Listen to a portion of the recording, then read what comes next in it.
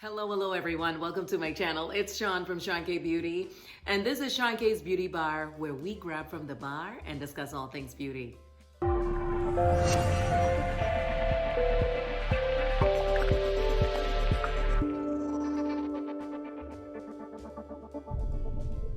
So every Monday, Wednesday, and Friday, if you're new to my channel, my name is Sean. I bring science to beauty. My background is microbiology and biochemistry. I am your scientist friend that is helping you to learn about ingredients in your makeup products, your skincare, and I'm heavily in the luxury beauty world. All right, friends, so we're gonna get into foundations. What constitutes a foundation? Knowing the basics of a foundation and really taking a good look at your foundations after watching this video and determining whether or not you wanna use whatever foundation you have, given the information that I'm going to give to you.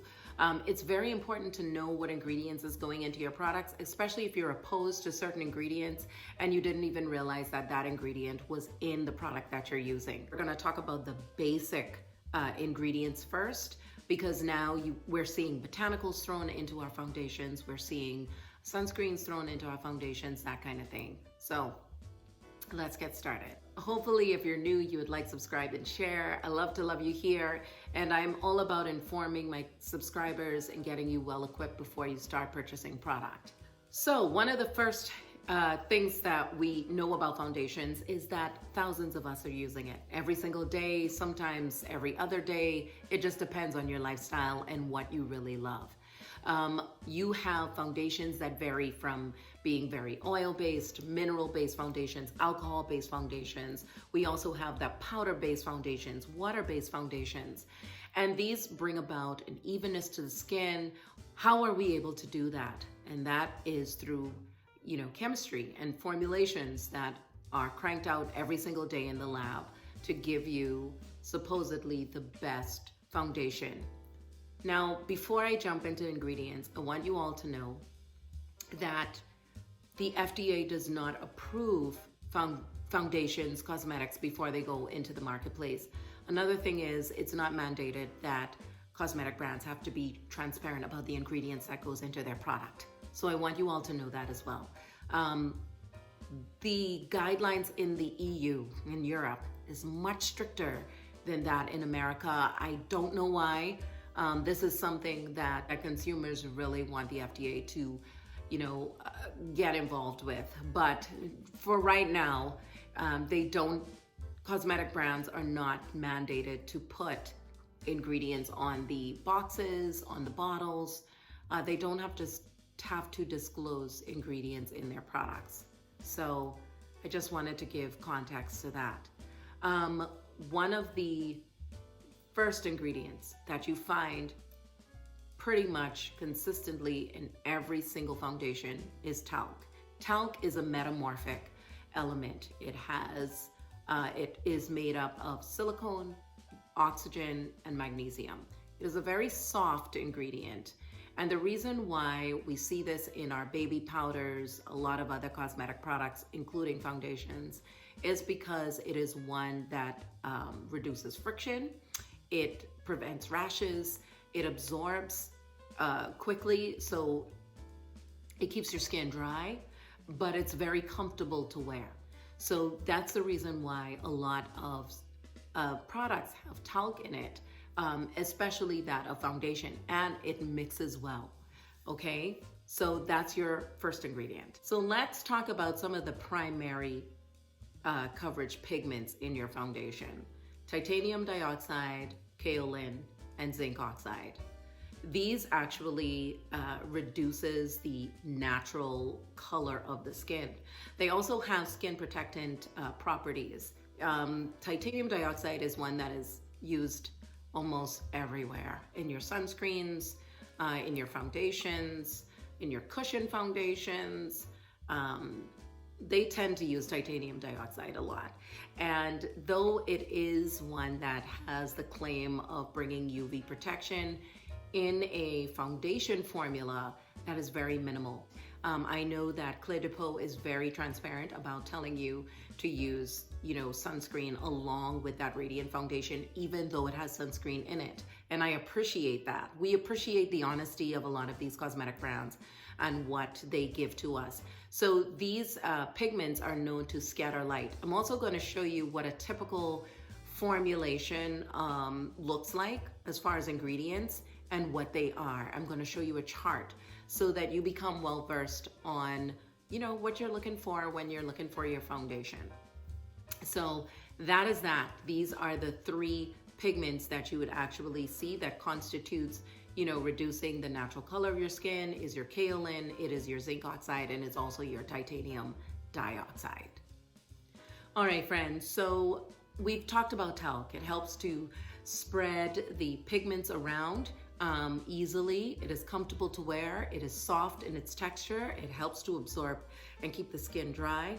But there are some other fillers that I wanted to talk about too with helping to spread pigment. You'll see a bismuth oxychloride. You'll see cerussite, mica. These are just a few along with that talc that you typically will see in a foundation. So now you know what those actually are doing with your foundation if you see them in the ingredient list. Okay, so let's get into undertones. Matches for your skin tone. What are some of those ingredients that constitutes that golden yellow shade, or for the red or pink undertones? And that is your red, black, and your yellow oxides. These are actually added at varying concentrations to determine your particular skin tone or what cosmetic companies think is going to be the right match for your skin tone. We also throw in fragrance. Fragrance is one that is controversial. Some people love it, some people don't. Of course, not all foundations are made with fragrance. Fragrance is just added to lend to the experience. However, under that word fragrance can be a ton of ingredients. So if you're opposed to it, then I'd say stay away from that land. We also use water and preservatives. Preservatives really do help to prevent growth of bacteria, right? Everything has a shelf life, and that shelf life is actually extended because of preservatives, whether it is generic or whether it is a natural preservative. So that's what you'd see in your foundation. The next huge component in foundation is emulsifiers. And emulsifiers, I'm going to try to explain in the easiest way that I possibly can.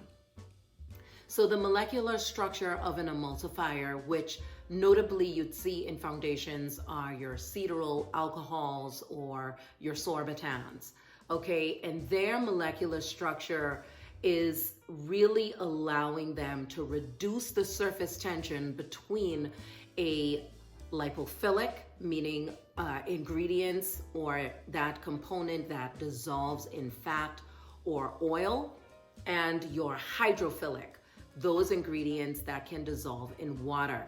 So water and oil, we know they don't mix, right? But in foundations, we add like your silicones, very lipophilic.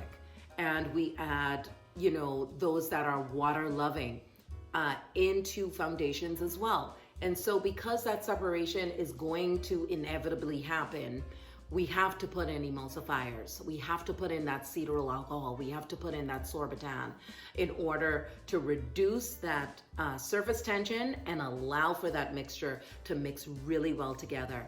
So a lot of the times when you're seeing your foundation starting to separate or it's clinging to dry patches, either A, if you're not using a primer, it's just foundation that you're wearing, more than likely the formulation of the foundation is just not done well, okay? There's not enough emulsifier in there to really make those constituents that I just mentioned, the lipophilic and hydrophilic constituents in that foundation, really mix well together. Another thing is if you're using a silicone-based primer and a water-based foundation, it's going to bring separation. If you're going to use a silicone-based foundation, use a silicone-based primer. A lot of the times I love to say use products within a line because scientists look at synergy and creating products that work well together. However, the world is your canvas. Some people love using their Holy Grail primer that they know works well with a lot of foundations. So it's to each his own. All right, friends, welcome to chemistry class. I'm going to explain this in its simplest form. So this is a pressed powder foundation, just a generic formulation, okay? We talked about talc and mica, just spreading those pigments around, but talc has the benefit of absorbing oils and it's smooth in texture, easy to mix. And then you have your binder to the bottom. Everything else is pretty self-explanatory. That binder to the bottom, because this is a pressed powder foundation, is making this one cohesive piece, meaning one solid piece, okay? In a liquid foundation, the formulation would be, of course, different, right? Because it's liquid form. But there's something I wanted to touch on after watching a couple of reviews on the Gucci foundation. Some of the reviewers said that it oxidized. And even if you don't have the Gucci foundation, if you're finding that one of your foundations oxidizes a lot, I want you to look at the back of the ingredient list, because oxidation happens when the titanium dioxide and all of those iron oxides are too far up the ingredient list. Also, I also heard by watching these reviews that this foundation from Gucci, since that's the latest one that's launched, is not going to be dry skin friendly. And that happens in foundations that have too much talc. And talc is an absorbent. It's going to absorb, oil, like I mentioned. And that's why people use it. It keeps your skin nice and dry and that matte look. So if too much talc is added to the formulation, you're going to have that feeling of it's too dry for a dry skin type.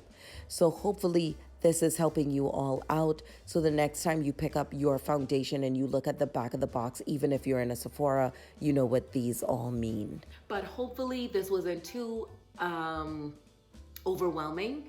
Of course, everything else that is added into your foundations are, just some added ingredients that cosmetic brands feel are beneficial to the skin, because now we're seeing skincare like botanicals added in, we're seeing sunscreens added into our foundation. However, with that being said, still wear a sunscreen, because the amount of sunscreen that goes into a foundation really is not enough to give you that UV protection that you're looking for. So definitely moisturizer, primer, as well as sunscreen, and then put on your foundation is going to be absolutely key. So hopefully you all found this video helpful. I love you all so much, and I'll see you in my next one. Ciao for now.